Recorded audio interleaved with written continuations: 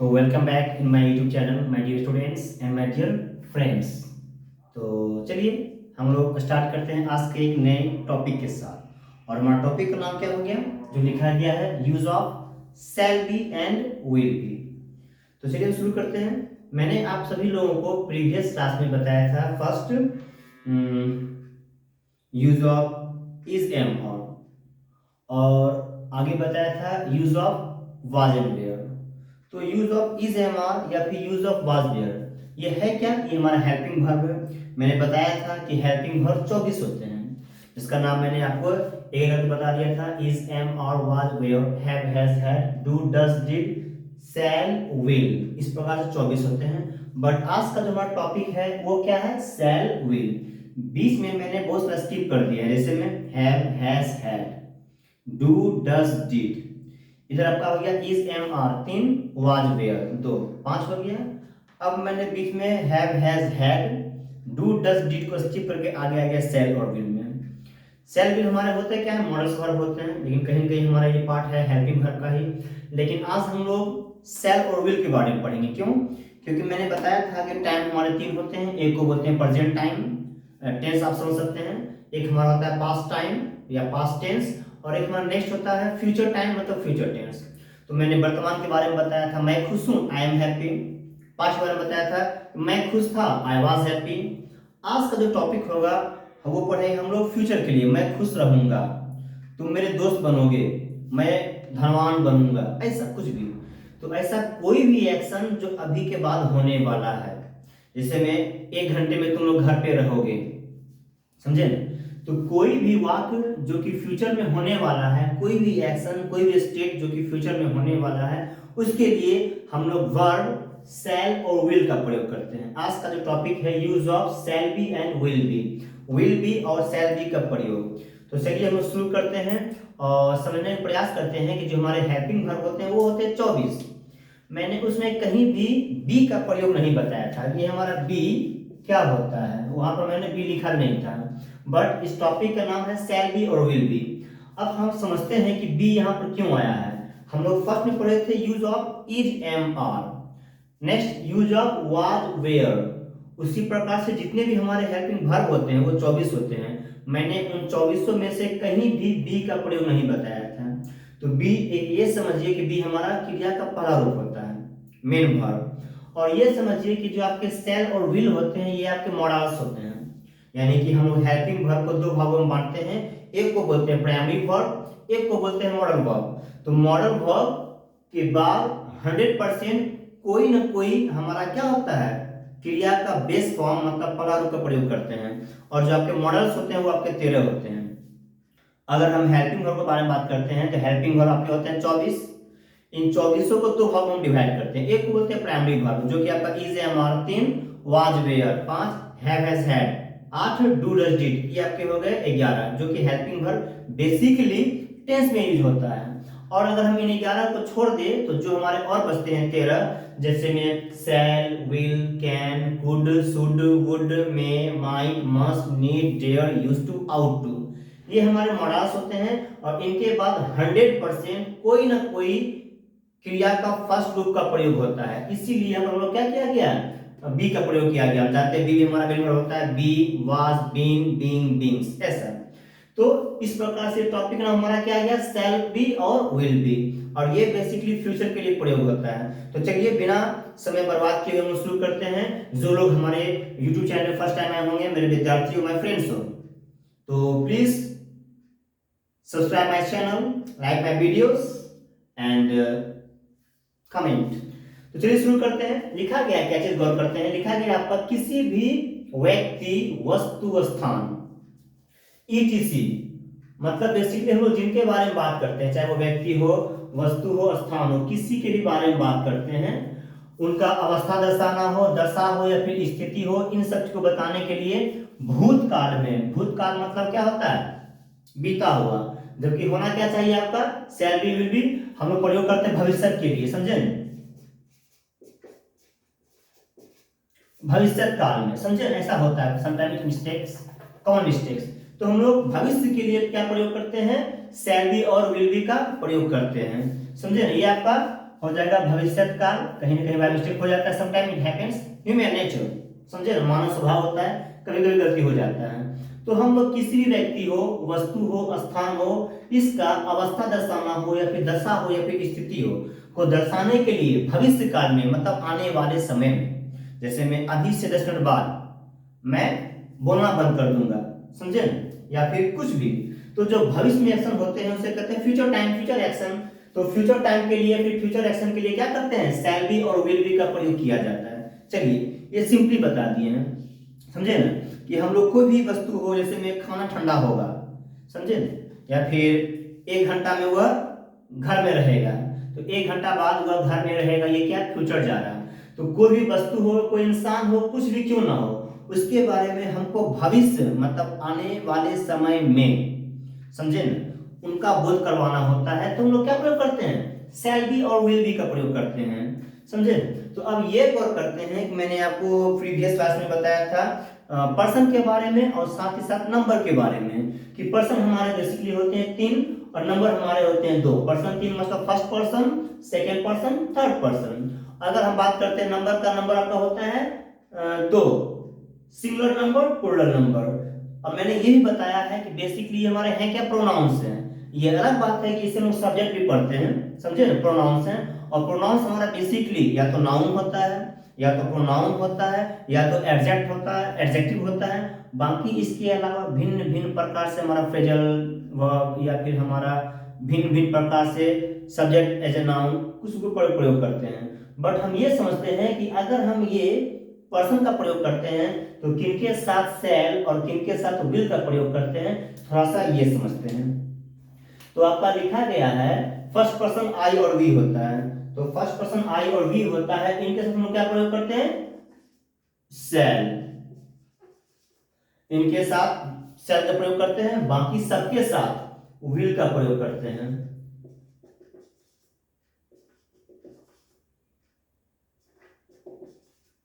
चलिए आप ये समझिए कि हम लोग सेकेंड पर्सन और थर्ड पर्सन के साथ क्या करते हैं, विल का प्रयोग करते हैं, और सिर्फ और सिर्फ फर्स्ट पर्सन के साथ क्या करते हैं, शैल का प्रयोग करते हैं। यानी फर्स्ट पर्सन आपका सिंगुलर हो या फिर आपका प्लूरल हो, क्या करते हैं, शैल का प्रयोग करते हैं।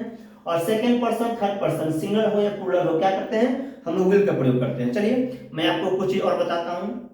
मैंने बताया था इज एम आर हो या फिर वाज वेयर हो, ये सब का प्रयोग हम लोग सब्जेक्ट के पर्सन और नंबर के अनुसार करते हैं। जैसे मैं खुश हूं, आई एम हैप्पी, हम लोग खुश हैं, वी आर हैप्पी। यहाँ पर क्या ये आर आ गया।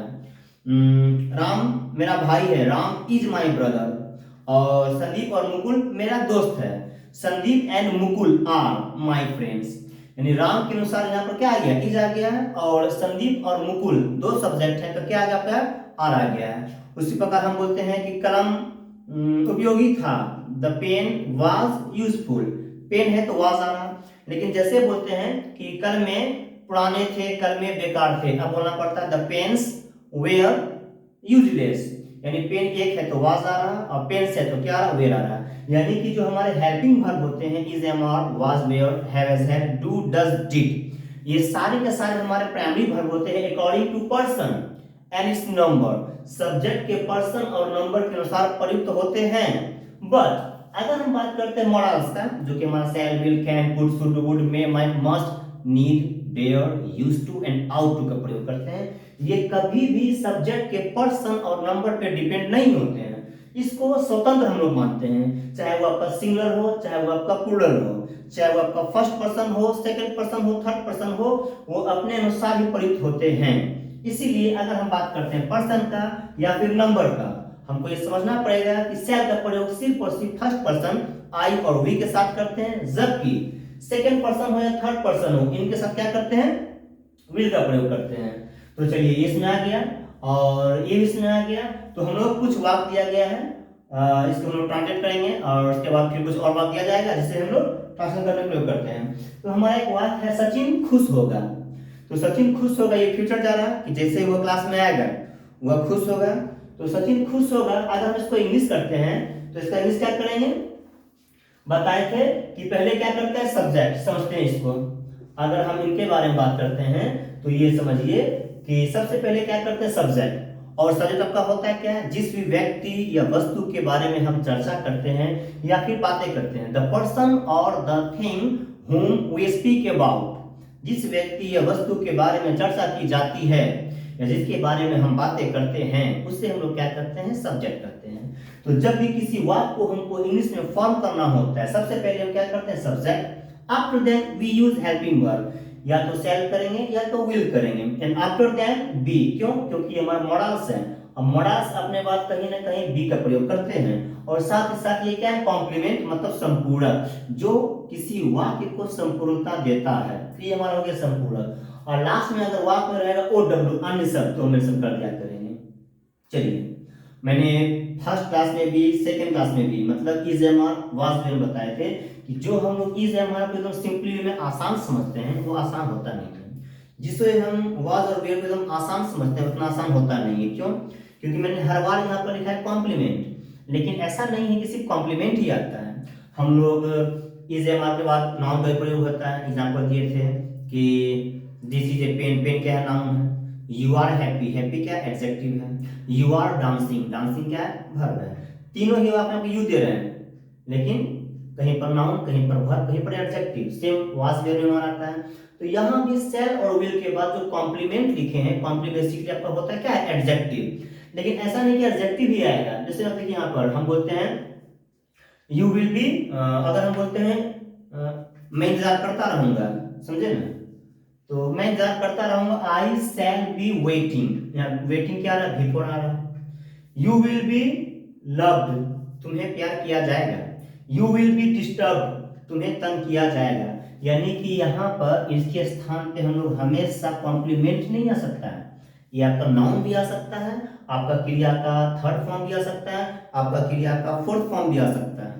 तो ये हमारे एक बेसिक क्लासेस हैं जिससे मैं आपको पहले ही बता चुका हूँ कि मैं सिर्फ एक्सप्लेन वे में, हाई वे में लेकर नहीं चल रहा हूँ, मतलब बड़ा बड़ा वाक भारी नहीं दे रहा हूँ। एकदम सिंपली तौर पे हम लोग ऐसा ऐसा वाक सीख रहे हैं। देखिए, कहा है मेरा सचिन खुश होगा या फिर किताब महंगा होगा, ये सिर्फ ऐसा कोई बड़ा बड़ा वाक है नहीं, एकदम सिंपल वे में। जब मैं कभी टेस्ट में आऊंगा या फिर हम वॉइस में आएंगे या फिर हम कहीं ना कहीं उस लेवल से पढ़ाएंगे तो वहां पर समझेंगे कि सेल विल के साथ साथ किस किस प्रकार का कौन कौन सा पार्ट्स ऑफ स्पीच का प्रयोग करते हैं।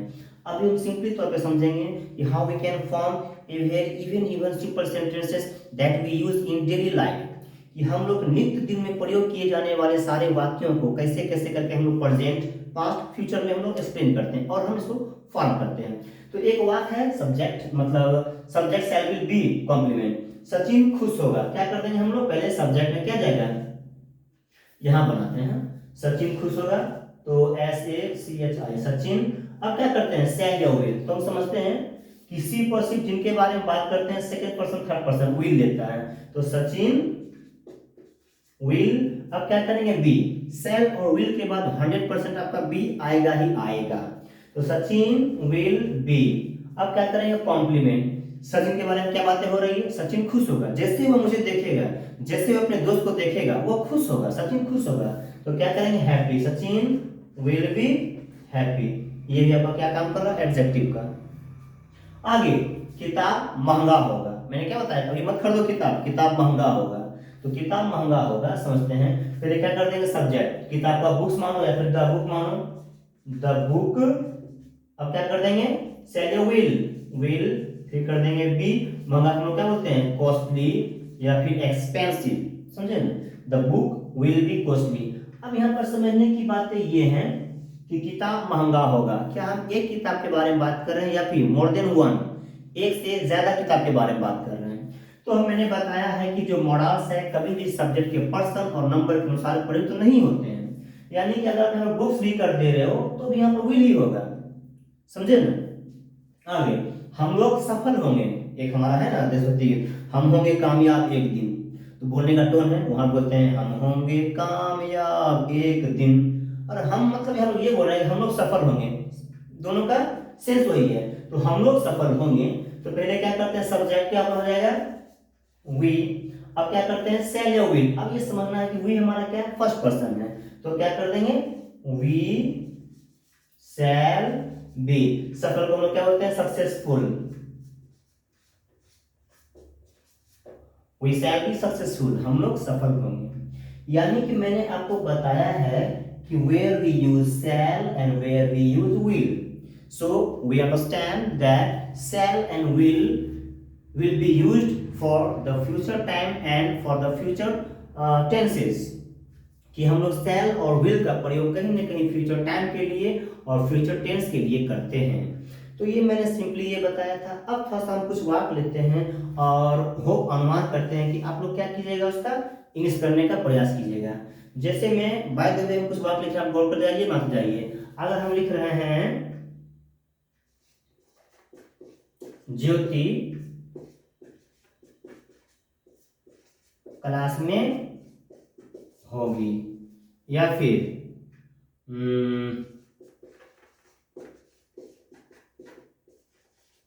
राहुल गांधी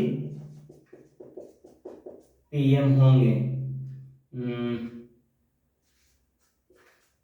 राम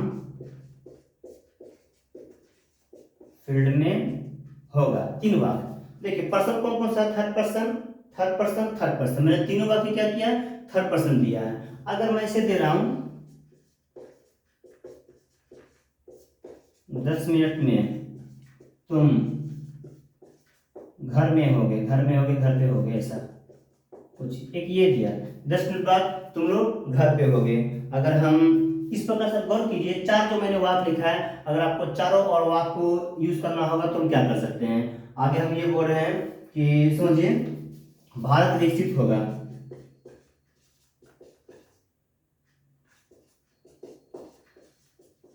भारत विकसित होगा। एक बार और लेते हैं, बाय द वे हम सिंपल नाम बता रहे हैं।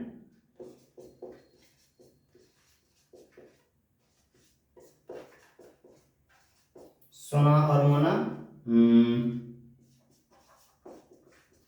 गुस्सा होगी। चलिए, मैंने 5 बार बताया था, समझते हैं इसको इंग्लिश क्या कर सकते हैं। हम जानते हैं कि where we use shall, where we use will, और जान भी गए हैं। बट कभी कभी पहले इसको बना लेते हैं, फिर प्रयास करते हैं कि हम लोग इसको थोड़ा और बेहतर तरीका समझने का प्रयास करेंगे। तो चलिए समझते हैं। ज्योति क्लास में होगी, मैंने एक बात बताया है, ज्योति क्लास में होगी। अब हमको इसको इंग्लिश करना है, तो अगर हमको इसको इंग्लिश करना है तो कैसे करेंगे, सब्जेक्ट से प्रयोग करते हैं। पहले करते हैं सब्जेक्ट, क्या किनके बारे में बात कर रहे हैं, ज्योति। अब इनके साथ हम लोग शैल या विल का प्रयोग करते हैं, थर्ड पर्सन के साथ क्या करेंगे, विल, तो हो जाएगा ज्योति विल फिर बी। अब क्लास में होगी, ज्योति क्लास में होगी, तो क्या कर देंगे, इन द क्लास। मैंने बताया था कि जब भी में, को, पर, से, अगर ऐसा रहता है तो हमारे बेसिकली प्रीपोजिशन होते हैं, तो वैसे कर देंगे। आगे राहुल गांधी पीएम होंगे, ये क्या जा रहा है, फ्यूचर जा रहा है कि अगला बार राहुल गांधी पीएम होंगे। तो किन के बारे में बात कर, राहुल गांधी, आप इसको शॉर्ट नाम करो आरजी, या फिर पूरा नाम कर दे रहे हैं राहुल गांधी। अब क्या करेंगे, शैल या विल कर देंगे, राहुल गांधी विल फिर वी कर देंगे। पीएम होंगे तो क्या कर देंगे, पूरा नाम करो, अभी शॉर्ट कर दो, Rahul Gandhi will be PM. अगले पीएम राहुल गांधी होंगे, the next PM will be Rahul Gandhi, कैसे कर सकते हैं। नेक्स्ट वन, राम फील्ड में होगा। गौर कीजिए, राम फील्ड में होगा, पहले क्या कर देंगे, राम शैल या विल, तो कर देंगे विल, राम विल फिर कर देंगे बी। फील्ड में तो क्या कर देंगे, इन दी फील्ड। तो मैंने 3 वाक्य बनाया है, हम तीनों में क्या किया गया, विल का प्रयोग आया है। ये आपके डिपेंड करते हैं सब्जेक्ट के अनुसार। अब 3 वाक्य और है, समझिए कि 10 मिनट में तुम घर में होगे।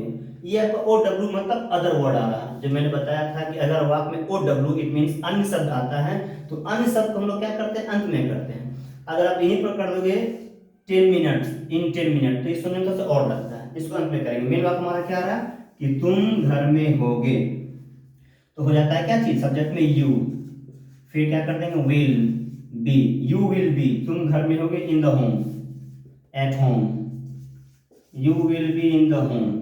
10 मिनट में तो इन 10 minutes, you will be in the home in 10 minutes. ऐसा भारत विकसित होगा, क्या करना पड़ेगा हमको, इंडिया, शैल या विल बी, विकसित होने क्या होता है, डेवलप्ड।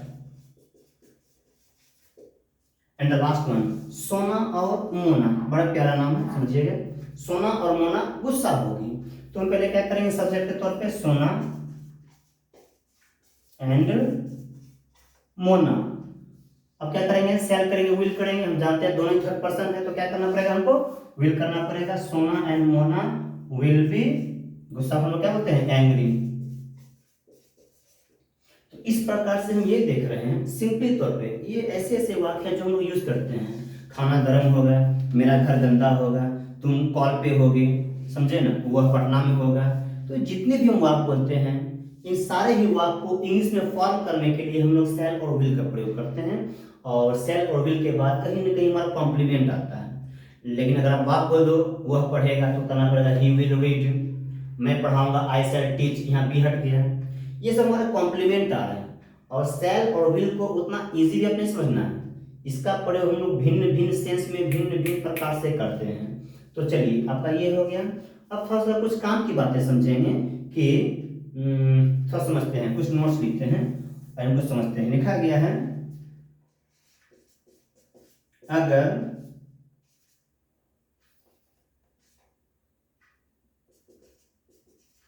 अगर फ्यूचर वाले वाक्य में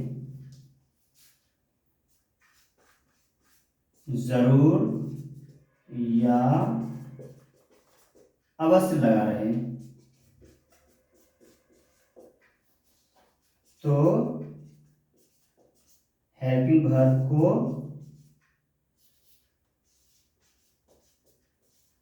उल्टा कर देंगे। मतलब ये समझिए कि कहना क्या चाह रहा कि अगर कोई वाक्य फ्यूचर में होता है, जैसे में यहाँ पर लिखा गया है सचिन खुश होगा, समझे ना, तो सचिन खुश होगा, सचिन विल बी हैप्पी कर रहे हैं। लेकिन अगर ऐसा रहता कि सचिन जरूर खुश होगा, समझते हैं, सचिन अवश्य खुश होगा।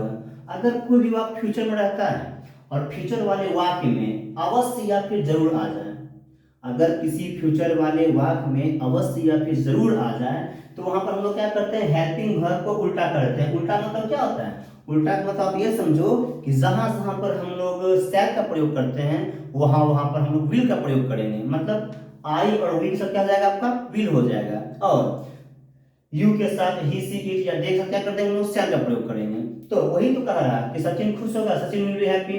लेकिन अगर ये रहेगा कि सचिन अवश्य खुश होगा, तो क्या बोलना पड़ेगा, सचिन शैल बी हैप्पी। उसी प्रकार हम लोग सफल होंगे तो we shall be successful, but हम लोग अवश्य आ जाएगा यहाँ पर, तो हम लोग क्या कर देंगे, वी विल बी सक्सेसफुल। समझ में आ रहा क्या चीज, कि अगर किसी भी फ्यूचर वाले वाक्य में जरूर या अवश्य आ जाए, और जब भी जरूर या अवश्य आता है, इससे हमारा कहीं ना कहीं क्या बोध होता है, डिटर्मिनेशन, प्रतिज्ञा का बोध होता है कि हम जरूर सफल होंगे, हम जरूर डांसर बनेंगे, ऐसा सेंस आता है, समझे ना। और तुम जरूर फेमस होगे। अगर हम जरूर या अवश्य बोलते हैं तो कहीं ना कहीं हमारा प्रतिज्ञा, हिंदी में प्रतिज्ञा बोल सकते हैं आप, या फिर दृढ़ संकल्प कि मेरा ऐसा है। इंग्लिश में हम कर सकते हैं डिटर्मिनेशन, समझे ना। तो जब भी ऐसा रहता है तो हम लोग इनके साथ सिर्फ और सिर्फ जो भी हमारा हेल्पिंग वर्ब आना चाहिए, जहां जहां पर सेल का प्रयोग करते हैं वहां वहां पर विल हो जाएगा, और जहां जहां पर विल का प्रयोग करते हैं वहां वहां पर क्या हो जाएगा, आपका सेल का प्रयोग हो जाएगा। तो चलिए हम लोग एक एक करके देख लेते हैं और समझते हैं ये कहना क्या चाह रहा है। थोड़ा सा ये इंपॉर्टेंट वर्ड है, इनको थोड़ा ध्यान रखिएगा कि अगर फ्यूचर वाले वाक्य में जरूर या अवश्य आ जाता है, थोड़ा सा छूट गया है, अगर फ्यूचर वाले वाक्य में अवश्य जरूर या अवश्य आ जाता है तो इससे प्रतिज्ञा या फिर दृढ़ संकल्प का बोध होता है। जब फ्यूचर वाले वाक्य में जरूर या अवश्य लगा रहे तो इससे प्रतिज्ञा या फिर दृढ़ संकल्प का बोध होता है। और ऐसे वाक्यों को इंग्लिश करने के लिए जहां पर हम लोग हेल्पिंग वर्ब का प्रयोग करते हैं वो उल्टा कर देते हैं, बस कितना ही लिखना है। तो चलिए अगर हम बोल रहे हैं कि ज्योति जरूर क्लास में होगी, तो क्या बोलना पड़ेगा, Jyoti shall be in the class.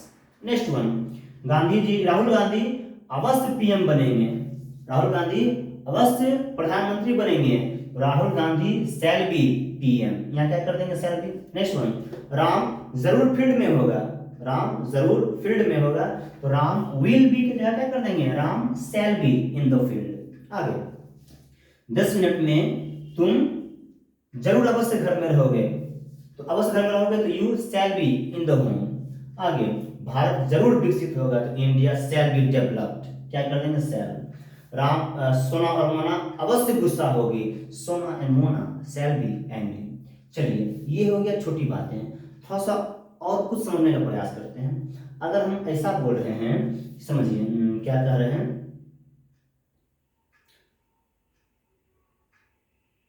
अगर ये बात समझते हैं राहुल गांधी पीएम होंगे, ये तब को सुनने में लग रहा है क्या चीज कि राहुल गांधी तो पीएम तो बना नहीं है, वो पीएम बनेंगे, ये फ्यूचर जा रहा है।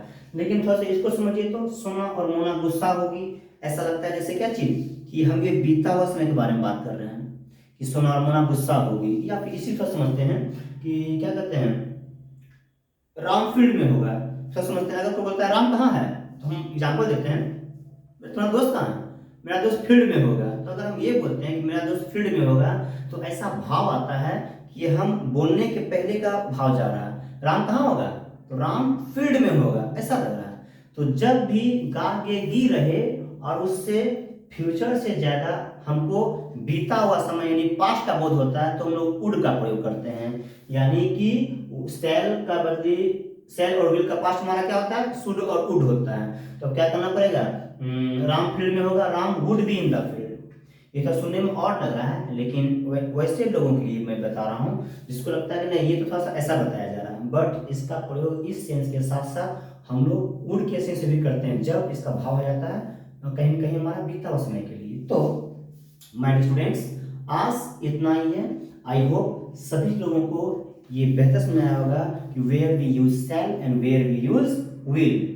तो होप सभी लोगों को समझ आ गया होगा कि हम लोग कौन कौन पर्सन के साथ शैल और विल का प्रयोग करते हैं।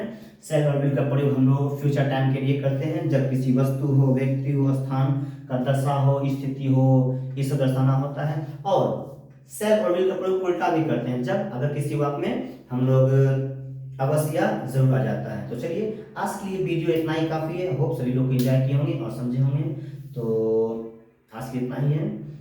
वीडियो को पक्का लाइक कीजिए, कमेंट कीजिए और शेयर करना ना भूलिए। This is Mohan Kumar, thank you.